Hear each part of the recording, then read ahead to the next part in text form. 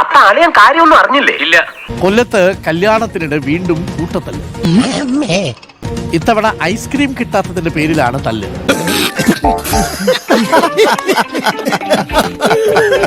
വധുവിന്റെ കൂടെ വന്നവർ ഐസ്ക്രീം ആവശ്യപ്പെട്ടപ്പോ തീർന്നു പോയെന്ന് കേറ്ററിംഗ് ഏജൻസി പറഞ്ഞതാണ് തല്ലിന്റെ തുടക്കം.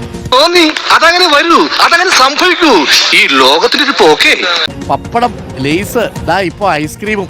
മനുഷ്യന് വഴി കൂടെ നടക്കാൻ മേലുണ്ടായല്ലോ. കുടിക്കുക, തല്ലും പിടി ഉണ്ടാക്കുക. വല്ലാതെ ചിരി വരുന്നുണ്ട്. കാരണം പലപ്പോഴും ലൈസിനും പപ്പടത്തിനും ഒക്കെ ഇപ്പൊ ഏറ്റവും ഒടുവിൽ ഐസ്ക്രീമിന് വേണ്ടിയാണ് അടി. വധുവിന്റെ ആളുകൾ അവിടെ ഞങ്ങൾക്ക് ഐസ്ക്രീം വേണമെന്ന് കാറ്ററിംഗ് ആളുകളോട് പറഞ്ഞു. പക്ഷെ അവർ പറഞ്ഞു ഐസ്ക്രീം ഒക്കെ കഴിഞ്ഞു, ഇനിയില്ല, സ്റ്റോക്കില്ല എന്ന് പറഞ്ഞു. ഇത് ബഹളമായി. ഈ ബഹളം പിന്നീട് കൂട്ടടിയിലേക്ക് കലാശിച്ചു.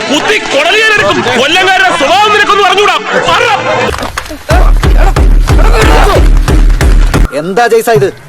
എല്ലാ പ്രശ്നത്തിലും നീണ്ടല്ലോ. പിന്നീട് പോലീസൊക്കെ എത്തിയാണ് ഈ ആളുകളൊക്കെ അവിടുന്ന് പിരിച്ചുവിടുകയും രംഗം ശാന്തമാക്കുകയും ചെയ്തത്. എന്താ ഒരു ശബ്ദം കേട്ടത്?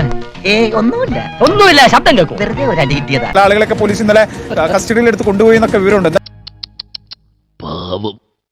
എന്തായാലും കൊല്ലംകാർ വ്യത്യസ്തരാണ്. ഡോക്ടർ അരുൺ, പപ്പടത്തിന് വേണ്ടി, ലൈസിന് വേണ്ടി, ഇപ്പൊ ഏറ്റവും ഒടുവിൽ ഐസ്ക്രീമിന് വേണ്ടി. അങ്ങനെ വ്യത്യസ്തമായ അടികളാണ് കൊല്ലത്ത് നടന്നുകൊണ്ടിരിക്കുന്നത്.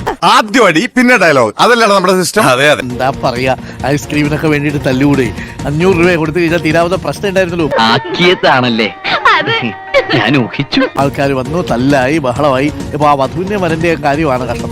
അത്രയും വേണം, കുറച്ച് കടുപ്പത്തിരിക്കട്ടെ. ഇനി ഞാനിവിടെ നിന്ന് ഡയലോഗ് പറഞ്ഞാൽ കരഞ്ഞു പോകും. ഉസ്മാനെ രക്ഷപ്പെട്ടു.